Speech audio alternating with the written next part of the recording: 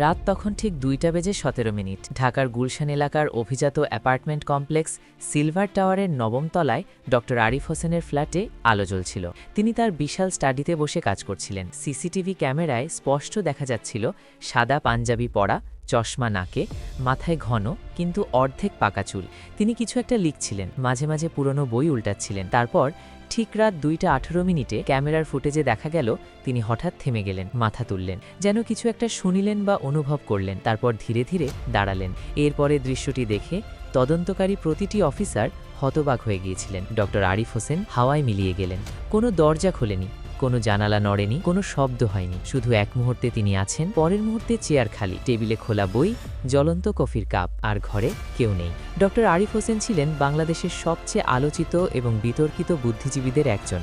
বিশ্ববিদ্যালয়ের দর্শন বিভাগের অধ্যাপক, কয়েকটি আন্তর্জাতিক পুরস্কারপ্রাপ্ত লেখক। তার বই ধর্মের মায়াজাল এবং ঈশ্বরের অনুপস্থিতি দেশবিদেশে বেশ পরিচিতি পেয়েছে। তিনি নিজেকে গর্বিত নাস্তিক বলে পরিচয় দিতেন। ধর্মীয় বিশ্বাসকে মানসিক দুর্বলতা বলে উড়িয়ে দিতেন। তার অনেক ভক্ত ছিল, আবার শত্রুও কম ছিল না। কিন্তু কেউ তাকে এভাবে অলৌকিকভাবে উবে যেতে দেখবে বলে ভাবেনি। সকাল হতেই মিডিয়া সরগরম। বিখ্যাত নাস্তিক অধ্যাপক নিখোঁজ, পুলিশ তদন্তে। সোশ্যাল মিডিয়ায় হাজারো মন্তব্য। কেউ বলছে অলৌকিক ঘটনা, কেউ বলছে স্টান্ট, কেউ বলছে ধর্মীয় জঙ্গিদের কাজ। ডিবি, পুলিশ, র্যাব, এমনকি গোয়েন্দা বিভাগও সবাই মাঠে নামল। কিন্তু ফুটেজ দেখে সবাই বাকরুদ্ধ। যুক্তির কোনো সুতো পাওয়া যাচ্ছে না। 3 দিন পর ঢাকা মেট্রোপলিটন পুলিশের বিশেষ তদন্ত শাখার প্রধান কমিশনার সিদ্দিকী সাহেব তার অফিসে বসে মাথায় হাত দিয়ে বসে আছেন। তার সামনে টেবিলে ফাইলের স্তূপ, সিসিটিভি ফুটেজের প্রিন্ট, ফরেন্সিক রিপোর্ট। সব রিপোর্টে একই কথা, কিছু পাওয়া যায়নি। দরজায় নক হলো। আসুন। দরজা খুলে যে তরুণ ঢুকলো তাকে প্রথমে কেউ গোয়েন্দা ভাবত না। বয়স 27-28 হবে, মাঝারি গড়ন, পরিপাটি দাড়ি, পরনের সাধারণ শার্ট প্যান্ট, কিন্তু চোখ দুটো অসাধারণ, গভীর, স্থির, যেন সবকিছু স্ক্যান করে নিচ্ছে। রায়হান সিদ্দিকী? কমিশনার জিজ্ঞেস করলেন। জি স্যার। বসো। কমিশনার একটা ফাইল এগিয়ে দিলেন। তোমার ব্যাকগ্রাউন্ড দেখলাম, বুয়েট থেকে ইলেকট্রিক্যাল ইঞ্জিনিয়ারিং, তারপর অক্সফোর্ডে ক্রিমিনোলজি। এর বাইরে তুমি নাকি ইসলামিক স্টাডিজেও মাস্টার্স করেছো? জি। রায়হান শান্তভাবে বলল, মাদিনা ইউনিভার্সিটি থেকে। কমিশনার একটু থামলেন। এই কেসটা সাধারণ না। 3 দিনে আমাদের সেরা গোয়েন্দারা কিছুই পায়নি, কিন্তু উপরমহল থেকে চাপ আসছে। তোমার নামটা একজন রেকমেন্ড করেছেন, বলেছেন এই ধরনের কেসে তোমার মতো কেউ নেই। রায়হান জিজ্ঞেস করল, আমি কি ঘটনাস্থল দেখতে পারবো? সিলভার টাওয়ারের 9ম তলায় পৌঁছে রায়হান প্রথমে চুপ করে দাঁড়িয়ে রইল। তারপর ধীরে ধীরে পুরো স্টাডি রুমটা পর্যবেক্ষণ করতে শুরু করল। তাকেদের বইগুলো দেখল, টেবিলের ওপরের কাগজপত্র দেখল। যেখানে ড আরিফ বসে কাজ করছিলেন সেই চেয়ারটার চারপাশে ঘুরল। তারপর জানালার দিকে গেল, চোখ বন্ধ করল, গভীর শ্বাস নিল। এটা কি? পেছনে দাঁড়ানো তরুণ কনস্টেবল জিজ্ঞেস করল। রায়হান চোখ খুলল। গন্ধ পাচ্ছেন? কনস্টেবল না কুচু করল। হ্যাঁ, কিছু একটা আছে, কিন্তু কি? আতর নয়, পারফিউম নয়, রায়হান বলল। এটা অন্যরকম। আপনি কখনো কোনো প্রাচীন মসজিদে গেছেন? সেখানকার পুরনো কার্পেট বা কাঠে একটা বিশেষ গন্ধ থাকে না? এটা অনেকটা সেরকম, কিন্তু আরও তীব্র, এবং এর সাথে কিছু একটা মিশানো। সে আবার জানালার কাছে গেল, টর্চ বের করে দেয়ালে ফেলল। এখানে দেয়ালের একটা অংশে পেইন্টের নিচে অত্যন্ত সূক্ষ্ম কিছু আঁকা। সাধারণ আলোয় দেখলে বোঝা যাবে না। রায়হান ব্যাগ থেকে একটা বিশেষ ইউভি লাইট বের করল। সেটা জ্বালাতেই দেয়ালে ফুটে উঠল কয়েকটি আরবি হরফ। কনস্টেবল অবাক হয়ে বলল, এটা কি লেখা? রায়হানের মুখ গম্ভীর হয়ে গেল। সে বলল, এটা একটি প্রাচীন সংকেত। এই হরফগুলো সাধারণ আরবি নয়, এগুলো এমন একটি গোষ্ঠীর চিহ্ন যাদের সম্পর্কে আমি ইতিহাসের বইয়ে পড়েছি, কিন্তু তারা আজও সক্রিয় আছে বলে কখনো ভাবিনি। সে সোজা হয়ে দাঁড়ালো। বিসমিল্লাহ, সে আস্তে বলল, এই কেস অনেক গভীরে যাবে। ড আরিফের সহকারী ছিল মেধাবী তরুণী সুমাইয়া। বিশ্ববিদ্যালয়ের পিএইচডি ছাত্রী, স্যারের গবেষণায় সাহায্য করত। নিখোঁজ হওয়ার খবর পেয়ে সে মানসিকভাবে ভেঙে পড়েছে। রায়হান তার সাথে দেখা করল বিশ্ববিদ্যালয় ক্যাম্পাসের একটি ক্যাফেতে। স্যার শেষ কিসের ওপর কাজ করছিলেন? সুমাইয়া চায়ের কাপ 2 হাতে ধরে রইল। একটা পাণ্ডুলিপি নিয়ে, তুরস্ক থেকে আনা হয়েছিল, কয়েকশো বছরের পুরনো। কি ছিল সে পাণ্ডুলিপিতে? পুরোটা আমি জানি না। স্যার খুব গোপনীয়তার সাথে কাজ করছিলেন, কিন্তু এটুকু বুঝেছিলাম এটা ইসলামের প্রাথমিক যুগের কোনো ঘটনার দলিল। স্যার একবার বললেন, এই পাণ্ডুলিপি যদি সত্যি হয় তাহলে এটা প্রমাণ করবে যে প্রচলিত ইসলামিক ইতিহাসের একটা বড় অংশ আসলে। সে থামল। আসলে কি? আসলে মিথ্যা, সুমাইয়া ফিসফিস করে বলল। রায়হান সরাসরি তার চোখে তাকালো। পাণ্ডুলিপিটা এখন কোথায়? সুমাইয়া মাথা নাড়ল। জানি না স্যারের স্টাডিতে যেখানে ছিল সেখানে নেই, পুলিশও খুঁজে পায়নি। পাণ্ডুলিপিটি কোথা থেকে এসেছে? একজন তুর্কি অধ্যাপক পাঠিয়েছিলেন, ডক্টর ইব্রাহিম কায়া। তিনি নাকি ইস্তাম্বুলের একটি প্রাইভেট কালেকশন থেকে এটা সংগ্রহ করেছিলেন। সুমাইয়া একটু থেমে বলল, তবে যেদিন পাণ্ডুলিপিটা এখানে এসেছিল সেদিন থেকেই স্যার অস্বাভাবিক আচরণ করছিলেন। কি ধরনের অস্বাভাবিক? যেন কেউ তাকে অনুসরণ করছে। এই অনুভূতি তাকে পেয়ে বসেছিল। বারবার জানালা দেখতেন, রাতে ঘুমাতেন না। একবার বললেন, সুমাইয়া, আমি সারা জীবন অলৌকিকতাকে বিশ্বাস করিনি, কিন্তু এই কদিনে এমন কিছু অনুভব করছি যা আমার কোনো যুক্তি দিয়ে ব্যাখ্যা করা সম্ভব হচ্ছে না। রায়হান উঠে দাঁড়ালো। ডক্টর ইব্রাহিম কায়ার যোগাযোগের নম্বর আছে? ইস্তাম্বুলে ফোন করা গেল, কিন্তু ডক্টর ইব্রাহিম কায়ার নম্বর বন্ধ। রায়হান তুরস্কে তার পরিচিত একজন গোয়েন্দার সাথে যোগাযোগ করল, ইউসুফ, পুরনো বন্ধু, ইন্টারপোলে কাজ করে। ইব্রাহিম কায়া? ইউসুফের কণ্ঠে চিন্তা ঝরে পড়ল। সে তো 2 সপ্তাহ আগে মারা গেছে। কিভাবে? হার্ট অ্যাটাক বলা হচ্ছে, কিন্তু আমরা ঠিক নিশ্চিত নই। তার বাড়ি তল্লাশি করা হয়েছিল, কিছু কাগজপত্র উধাও। ইউসুফ একটু থামল। রায়হান, তুই কি আল মাজলিস আল খাফি নামে কোনো সংগঠনের কথা শুনেছিস? রায়হানের বুকের ভেতর কিছু একটা ধক করে উঠল। শুনেছে, ইতিহাসের বইয়ে পড়েছে, কিন্তু সেই সংগঠনটা তো সেই মধ্যযুগেই বিলুপ্ত হয়ে গিয়েছিল বলে ধারণা ছিল। শুনেছি, সে শান্তভাবে বলল। তারা এখনও আছে, এবং শুধু আছে না, তারা এখন আগের চেয়ে অনেক বেশি শক্তিশালী। আধুনিক প্রযুক্তি, আন্তর্জাতিক নেটওয়ার্ক, রাজনৈতিক যোগাযোগ। তারা চায় ইসলামের এমন কিছু ইতিহাস চিরতরে মুছে ফেলতে, যা প্রকাশিত হলে তাদের নিয়ন্ত্রণ ভেঙে পড়বে। তাহলে পাণ্ডুলিপিটা তাদের কাছে কেন হুমকি? ইউসুফ দীর্ঘশ্বাস ফেলল। রায়হান, সেই পাণ্ডুলিপিতে আছে উমাইয়া শাসনামলের একটি গোপন দলিলের প্রতিলিপি, যেখানে উল্লেখ আছে কিভাবে তৎকালীন একটি গোষ্ঠী ইসলামিক খিলাফতের নামে নিজেদের স্বার্থ রক্ষা করেছিল এবং কিছু মিথ্যা বর্ণনাকে ইতিহাসের অংশ বানিয়েছিল। যদি এটা প্রমাণিত হয়, তাহলে ওই গোষ্ঠীর বর্তমান উত্তরসূরিরা আল মাজলিস আল খাফি তাদের ধর্মীয় বৈধতা হারাবে। তাহলে পাণ্ডুলিপিটা তারা নিয়ে গেছে সম্ভবত, কিন্তু ডক্টর আরিফকে তারা নিয়েছে কেন? তাকে মেরে ফেললেই তো পারত। কেন এই অদৃশ্য হওয়ার নাটক? রায়হান জানালা দিয়ে বাইরে তাকালো। মাথায় তখন একটাই চিন্তা ঘুরছে, ডক্টর আরিফ কি এখনো জীবিত? রায়হান তার পুরনো বন্ধু এবং প্রযুক্তি বিশেষজ্ঞ তানভীরের কাছে গেল। তানভীর ঢাকার একটি সাইবার সিকিউরিটি ফার্ম চালায়। দেখো, রায়হান ল্যাপটপে সিসিটিভি ফুটেজ চালালো। তানভীর মনোযোগ দিয়ে দেখল, তারপর এগিয়ে এসে স্ক্রিনের কাছে মুখ নিয়ে গেল। রায়হান, ফুটেজটা রিয়েল, এডিট করা না। আমি ফ্রেম বাই ফ্রেম চেক করেছি। কিন্তু এখানে দেখো। তানভীর কয়েকটি ফ্রেম জুম করল। ডক্টর আরিফ উধাও হওয়ার ঠিক আগের মুহূর্তে রুমের আলো সূক্ষ্মভাবে ফ্লিকার করেছে। এটা স্বাভাবিক চোখে ধরা যাবে না, কিন্তু প্রতি সেকেন্ডে 50 ফ্রেমে বিশ্লেষণ করলে দেখা যাচ্ছে ঠিক 0.3 সেকেন্ডের জন্য ইলেকট্রোম্যাগনেটিক ডিস্টারবেন্স ছিল। রায়হান সোজা হয়ে বসল। ইএমপি? না, ইএমপি দিলে সিসিটিভি বন্ধ হয়ে যেত। এটা অন্য কিছু। এটা মনে হচ্ছে। তানভীর থামল। শোনো, তুমি কখনো ফ্রিকোয়েন্সি ডিসওরিয়েন্টেশন টেকনোলজি সম্পর্কে শুনেছ? রায়হান মাথা নাড়ল। না, এটা এখনও পরীক্ষামূলক পর্যায়ে। কয়েকটি দেশের সামরিক বাহিনী নিয়ে গবেষণা করছে। মূলত এটি একটি বিশেষ সাউন্ড ফ্রিকোয়েন্সি এবং লাইট প্যাটার্নের সমন্বয়, যা মানুষের স্নায়ুতন্ত্রকে সাময়িক অবশ করে দেয়। মানুষ কিছু অনুভব করে না, নিজে থেকেই হাঁটতে থাকে, পরে কিছু মনে থাকে না। তানভীর আস্তে বলল, মানে ডক্টর আরিফ আসলে নিজেই হেঁটে বেরিয়ে গেছেন। সিসিটিভির অ্যাঙ্গেলে ধরা পড়েনি, কারণ সঠিক পয়েন্ট কভার করা হয়নি। কিন্তু তিনি নিজে কিছুই জানেন না, ঘোরের মধ্যে ছিলেন। কিন্তু সুগন্ধ, দেয়ালের সংকেত। সুগন্ধ হতে পারে ওই ফ্রিকোয়েন্সির সাইড এফেক্ট। মস্তিষ্কের অলফ্যাক্টরি সিস্টেমে প্রভাব পড়লে অনেক সময় অদ্ভুত গন্ধ অনুভব হয়। আর দেয়ালের সংকেত, সেটা আগে থেকেই আঁকা ছিল, পেশাদার কেউ করেছে। রায়হান উঠে দাঁড়ালো।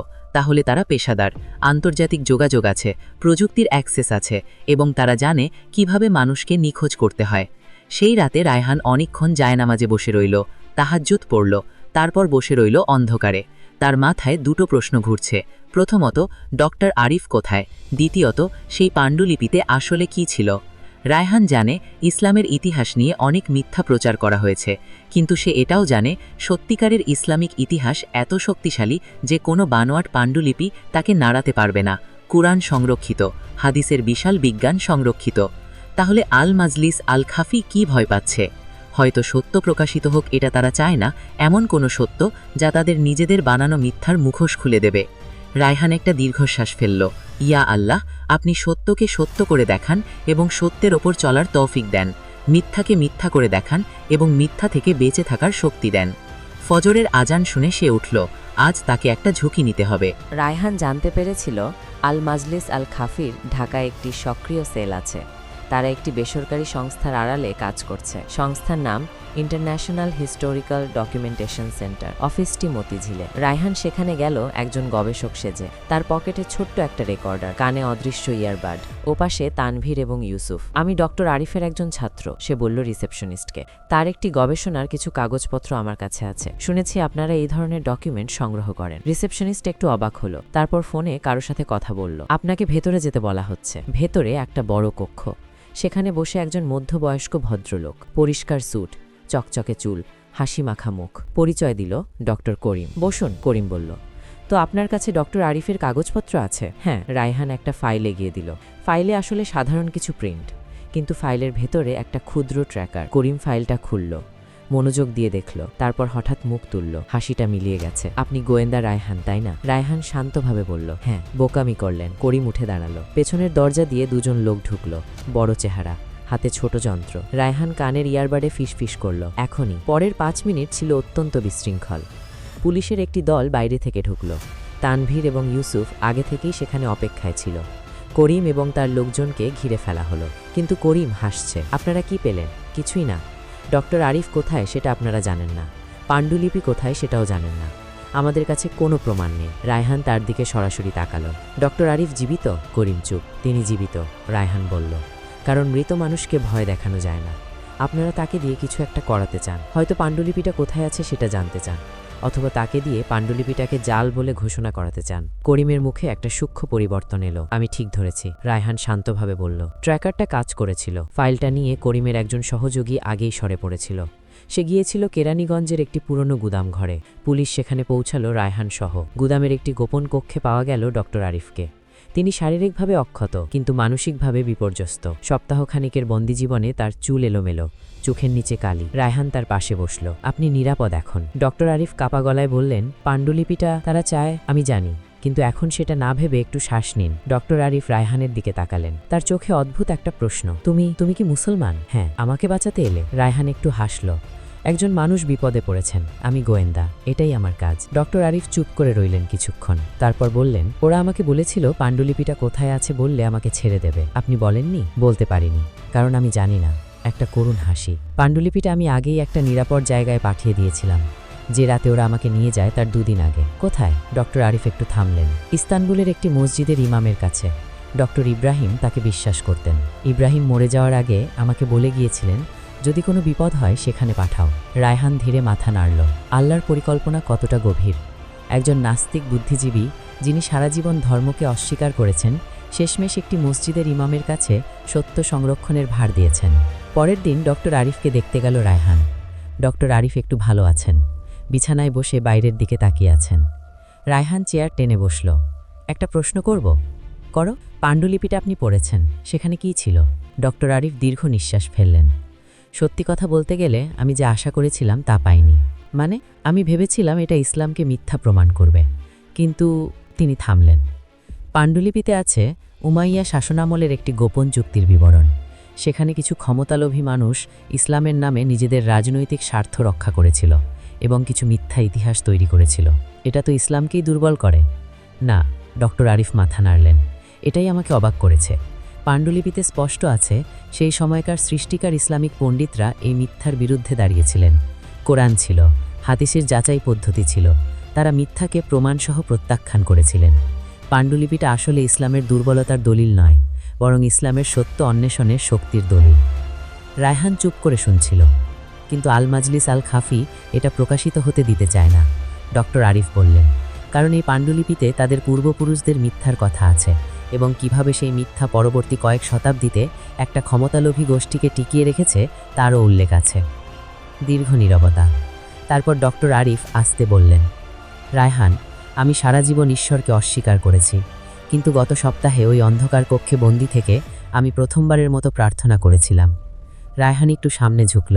কি বলেছিলেন? বলেছিলাম, যদি কেউ থাকো, যদি সত্যি কেউ থাকো, আমাকে একটু আলো দাও। এবং আলো এলো, তুমি এলে। রায়হানের বুকের ভেতর কিছু একটা নড়ে উঠল।